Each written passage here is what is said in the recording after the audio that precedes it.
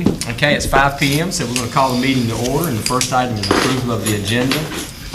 You will notice there's 2 closed sessions. That is correct. Is there anything else that needs to be changed or amended? Okay, can I get a motion? So moved. Second. Got a motion and a second to approve the agenda. All in favor, say aye. Aye. Thank you. Let's jump to or step up to the board meeting minutes. Let's see. You'll see that I'm sure you've had time to at least look over those, or hopefully. So moved. Okay. Got a motion? Second. Okay, here a second to approve those. Any other discussion? If not, all in favor, say aye. Aye. Anybody opposed to the meeting minutes? Okay. And that carries us directly into a closed session. I move that we go into closed session pursuant to General Statute 143-318.11A1 to prevent disclosure of student records under General Statute 115C-402 and 20 U.S. Code 1232G. Second. Okay, have a motion and a second to go into closed session. All in favor, say aye. Aye. We're in closed session. We're back in open session, and we're in the non-action portion of the meeting, and we have a CTE grant, and I believe Ms. Lily, Andrea Lily's going to share something with us. We just wanted to let everyone know that Beaufort County Schools, along with Beaufort Community College, North Carolina, NC Works, Region Q Workforce Development Board, Economic Developer Martin Johnson, under the umbrella of the Committee for 100, we applied for a Career and Technical Education Pathways grant, and we were awarded that grant. That grant gives Beaufort County Schools and the college, Beaufort County Community College, $49,500 for Beaufort County Schools and $19,000 for the college. And this grant is going to provide additional salaries, professional development concerning career pathways for school counselors, teachers, and administrators at the secondary and post-secondary level, as well as counselors for NC Works. In addition, scholarships will be provided for middle and high school students in summer activities at BCCC, and all for advanced manufacturing. Other items to be provided in this grant include career software for middle schools, upgrade of CAD software at the college, PITSCO modules for middle school students, and money for advertising costs such as videos and printed material. That's all we wanted to let you know that we were awarded that. Thank you. Any questions? Or other than thank yous? Thank you. Thank you very much. That was quick. That carries us to a capital update, and hopefully this will be less painful than what you're experiencing. Yes, sir. Thank you.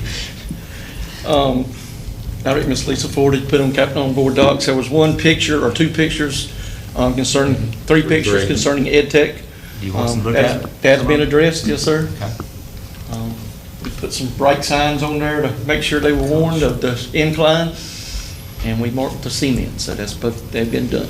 Thank you so much, Stan. Yes, ma'am. Appreciate it. And then on my capital projects, dated 7/10/2017.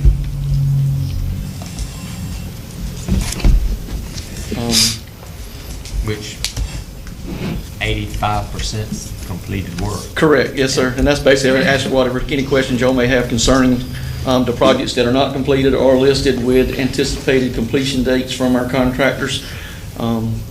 Everything's looking good for the summer, and I'll keep you up on Washington High School. We have it back going again, have the old chiller back up running. We got it going last Thursday, before we left. Got it back up and going, so we're on a leg limping again, but we're waiting for the new machine to come in. And when is all that? It's all there. Oh, okay. Yes. Never mind. Yes. If it's on there somewhere. Yep. Which one? Washington High School. School in town. It's scheduled for delivery on the 17th. Brady will start work on the 24th, and then they plan to have it all completed by the 18th. There's a typo. That 8:48, it's at 8:18. Okay. Now, the only comment I even had, just hold people to those dates so we can, on these other things that are finishing up on the 21st or so, just get them done before school gets. Oh, yes, sir. Yeah. We will be done. But you got plenty of buffer time in there. That was our objective, to have it done before our teachers I come would back. imagine that Washington High School would love to know that it's going to be air conditioned when they get back. Oh, yes, yes, ma'am. Yes. Any additional questions? Anybody have any questions about this? Anything on him? Well, I don't either, Stan, so I guess you're ready to go. Hope you feel better. Okay, we're going to move into the action portion, and the first item up is a Title I presentation. Greg Sink. Mr. Chairman, I believe Lisa's given each of you a copy of the proposed Title I plan for next school year. I'm seeing you a little bit later than I normally do. Normally we receive what our planning allotment is around Easter, and this year we received that from DPI on June the 28th. The application is normally due on June 30th. Therefore, the application has been backed up by DPI into the 18th of August. So we have turned this one around about as quick as I've ever turned one around. We started work on it on the afternoon of the 28th. And it's here to you tonight for your review. A couple of highlights, and I will not talk all night, I promise. But we did receive an increase in the planning allotment this year. And it was a rather substantial increase of over $300,000. Now, we were pleasantly surprised in seeing that. At the same time, while we had an increase in Title I, we had a pretty significant decrease in Title II and Title III. And we're working to adjust and to make up with those shortfalls there. But we did have an increase.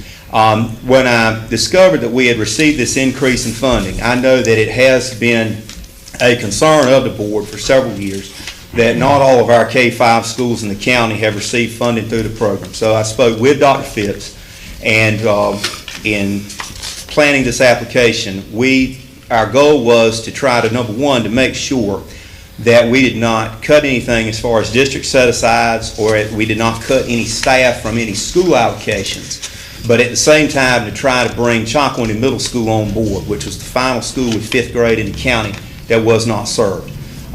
This proposed budgeted application does that.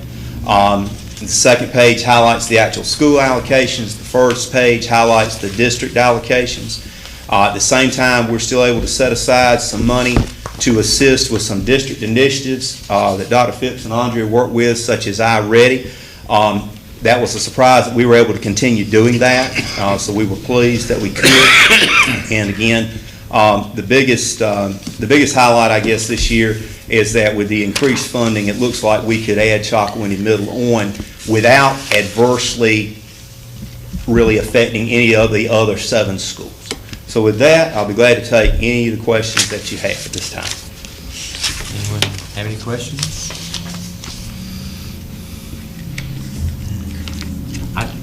Go ahead. I don't know if they're questions. I just want to make a comment or to see if you understand. I understand when you put over here that they maintain their teachers, but they lose this, because yes. I know there's other money to spend other than just, there was increases. Isn't that way? Isn't that why if we even have the same money, it doesn't go as far, because there's increases in salaries and things? Well, there was a raise this year, and I think it's great that teachers got a raise. In addition to the raise, the cost of hospitalization has increased for our staff for next year, and the retirement rate. I was telling someone just a minute ago now, when we take, for not just for Title I, but for any program in the school system, on any employee, when we take a look now at the Social Security rate and the retirement rate, when you add those two together, that is now at 24.78% on top of the salary. So when you have a first-year teacher with a bachelor's degree that makes $3,500 a month for 10 months, $35,000 annually. On top of that, you're also adding 24.78% in benefits and $5,869 in hospitalization. And if we budget 10 sick days for that employee, which by law we give them, you're now looking at an employee that costs a little over $50,000 a year. So even though some schools had an increase in their allocation, if they are choosing to keep the same number of employees, there's less spendable dollars for other things such as supplies and things like that. Right, I got that. What is this column, the first one over there, says total enrollment? I was just comparing this to last year. Mm-hmm. When you say total, that's the total enrollment of the school. Not counting preschool. You cannot add pre-K. I understand. Right. And then you come in with the percentages to figure out the allocations and stuff. The first column, some of the numbers are way lower than they were last year. This is based on April data from DPI. We have to use the enrollment data that goes with the CEP data. Now, CEP, you'll remember, that's that really nice program that allows us to feed children at all those schools for free, and I think it's wonderful that we're going to be able to implement that every year. So those CEP students is the number of low income. Let's take Snowden, for example. Okay. In April of 2016, for the PMR report of April, Snowden in grades K through 8, not counting pre-K, enrolled 163 children. At that same time, of those 163 children, 145 were considered low-income students. Now, that does not mean they're free and reduced lunch. That means that they qualify for federal financial assistance through one of a couple of programs: temporary assistance to needy families and the supplemental nutritional assistance program. Their families qualify for that. But if we do look at the trend over the, I look back at some data from 20 years ago in 1997. The district's about 1,200 students lower than it was in K-12 about 20 years ago. That is correct. When you look at all the things that says losing supplies, some loses 9, some, there's a couple of increases, but all the net loss in that comes up to $35,000. Is there any way that, with, I won't say manipulate, is there any way you can work with, yeah, because that's not a good word, but is there any way to look at the way the formulas are for like CMS, new school coming on with 158? Yes, sir. All my intentions ever was to give them some help. Is there any way that we can absorb some of the $35,000 that we're losing in supplies at the other schools with a less amount going to CMS for the first year? No. So that we can't, I mean, I can't figure out how to do that. The problem Nobody is loses anything. Well, the problem with that is, well, what you would have to do is you would have to, if you wanted to send additional monies out to the school, you would have to turn back to the first page and you'd have to cut something on the first page. Now, I see your question. For example, let's start with Bath at the bottom. Bath is funded at the absolute minimum level that we can fund them, because the minimum level we can fund, if we were paying for students at all 14 of the schools, is $375.27 a month. And we have historically funded Bath at the absolute minimum because they have had the lowest number as well as the lowest percentage of low-income students. Now, if we were to come along at Northeast, Mr. Chairman, if you look at that column in the middle, actual per pupil amount, Right. that is a multiplier that is multiplied by the number that you see in the number of LEA low-income students. I guess you could say column B. And Right. that's how we get that LEA amount. That's where that comes from. Okay, so how does that actual PPA amount change from year to year? Because last year at Bath, since you're using that one, you had 250 low-income students. This year you only got 193, but the dollar amount they're getting is exactly the same. Right. Well, the dollar amount that they're getting is actually a little bit more. Bath actually has increased about $5,000 from last year. Yeah, you're right. It was $64,893 last year. Right. And so this year it's actually a little more. Yes. Even though they got less kids. Well, they have less students, but also since you went CEP district-wide this year, we no longer have to use the 1.6 multiplier. Now, the 1.6 multiplier we've used the last 2 years because some of the schools that we were funding in Title I were not CEP, and they were having to use their free and reduced numbers, but they were so much lower. The feds think that's not fair to do that, so you multiply that by the 1.6. Gotcha. And correspondingly, that's why the minimum 375.27 is higher than it was last year. Gotcha. A good example, though, when you talk about Chapel-Winnie Middle, and I understand exactly where you're coming from, saying this is a new school with nothing to lose. Is there any way, because what you're asking, is there any way that we can allocate less money? And then nobody gets hurt. Everybody gets same what they got. The They would issue- end up with $123,000 they never had. Right. The issue that we have at Chapel-Winnie Middle School, actually, rather, if you look to the very far column to the right, the percent of low-income students, CEP, and that's different than the number of low-income students. Chapel-Winnie Middle, as well as Chapel-Winnie Primary, in the last 2 years, have seen not just an increase in the number of low-income, but their percentage has increased. So much so that they're now higher than John Small. John Small dropped a couple of places this year. So if you were to say, is there a kind of a loser in this scenario, John Small probably is, to the tune of about $18,000 in supplies. However, they still have money on the table for supplies. It's not all of their supplies, and they still have all the funds to fund the 4 existing teachers that they had. One other thing that we do in the summer, Mr. Chairman, is this. Now, these numbers are based on the same individuals being in that position as were in it last year. Now, once the budget's finalized and we have hired all of our new folks and we know who is retired, I then can sit down with the finance office, and sometimes we can place some people into Title I who don't cost as much. Now, when we do that, Mr. Chairman, what will happen is for that school, if you're having to spend only $35,000 on the salary instead of $40,000, not only do they get they get $5,000 plus 24.78%.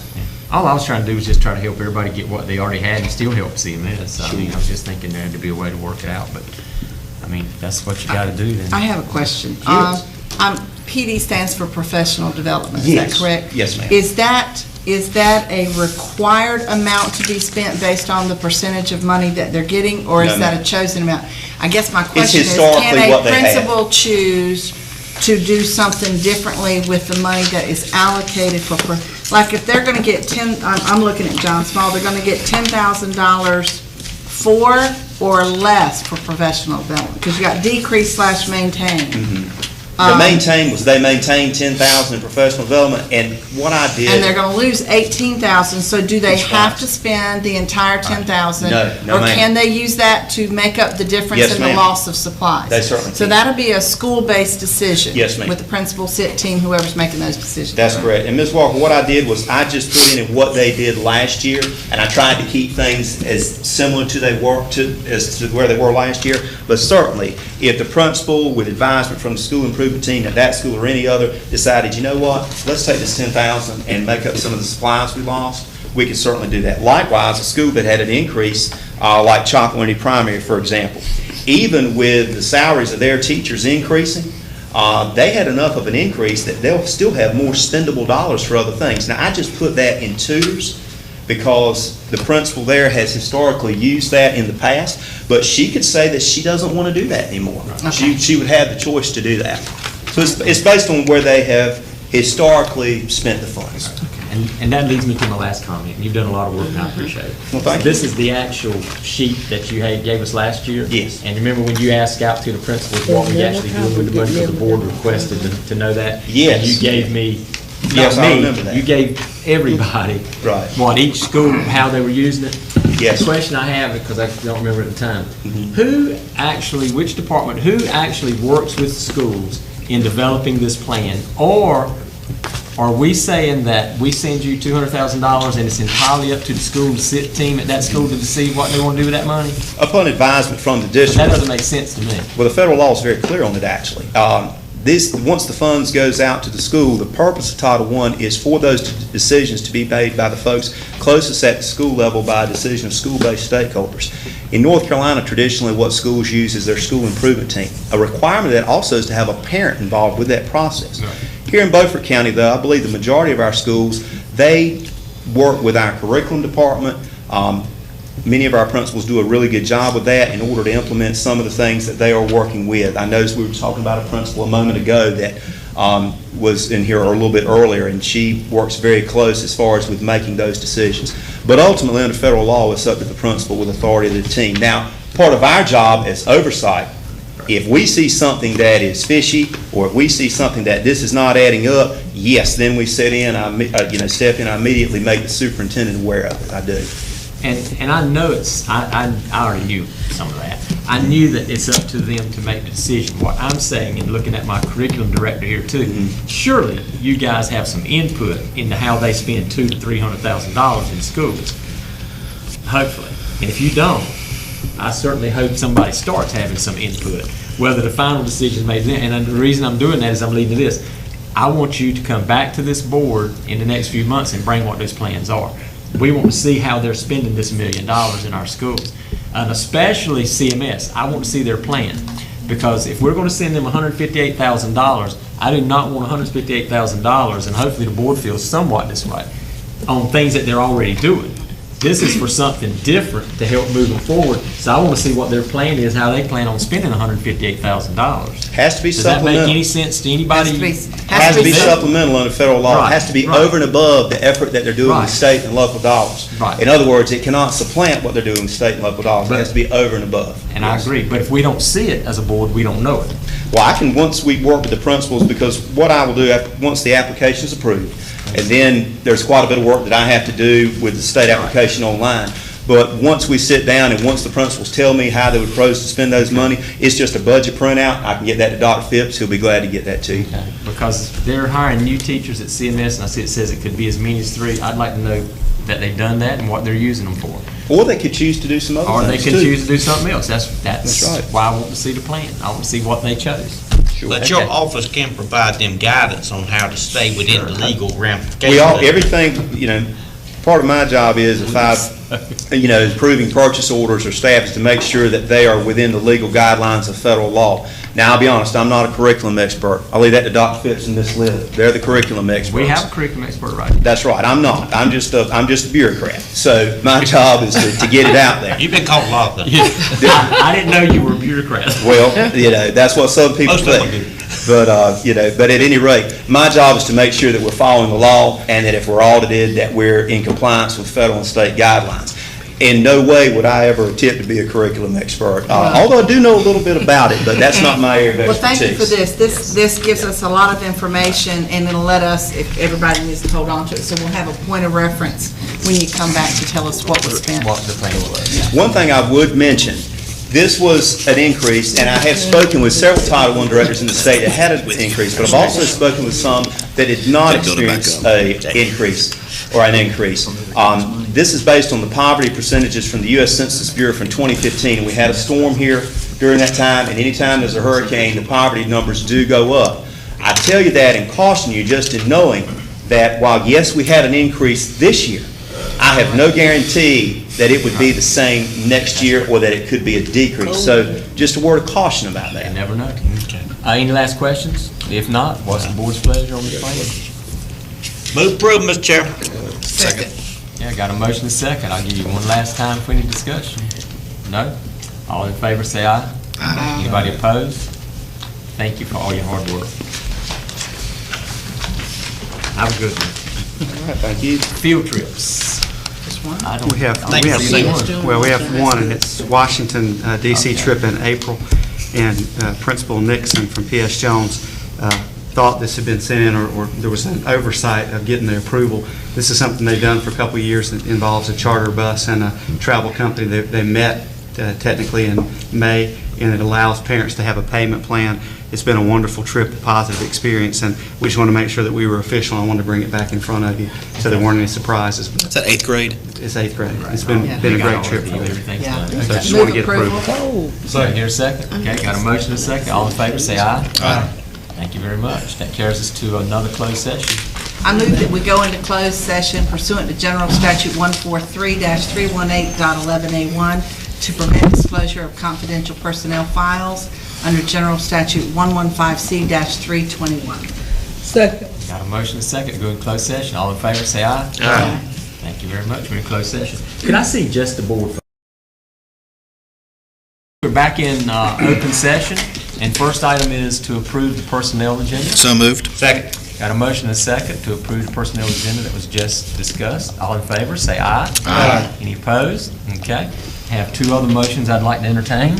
I'd like to make a motion to amend the contract for Superintendent Don Phipps to extend his contract to June 30th, 2021. Second. Okay, got a motion and a second. Any comments? We haven't asked him if he wants to stay. I hope he'll stay here. That'll be an honor. We won't ask him. We'll move right on, and all in favor, say aye. Aye. Any opposed? Okay, I got one other motion I'd like to entertain. I'd like to make a motion to extend the contract for Assistant Superintendent Mark Dorn to June 30th, 2021. What in the world are we thinking? I'll second it with I second that. Okay, we have a motion and a second. We're also not going to ask him, does he want to stay around? We're just going to Gladly, take a vote. All in favor, say aye. Aye. Any opposed? Okay, thank you very much. Just make a note that Carolyn second. That's right. So, I want that written in the contract. I I want that on paper. that's right, so now you can always hold that against him. Calendar updates. Anybody would like to explain what we're looking at here on the calendar to us? We've got the board retreat on the 18th. Notice that it's at Ed Tech, and this is an opportunity to be able to have principals in front of, and I'm going to have them go through, and what I'm asking them to do is share with you what they're doing with their school improvement teams this year, and then have an opportunity just to have some informal conversation back and forth. The meetings, I think there are 5 Tuesdays in August, so the dates there will be August the 1st will be our work session, and the 15th will be the regular board meeting. And then as we normally do, we have a special called meeting, which is very brief, the day that teachers come back, just to do any final contracts.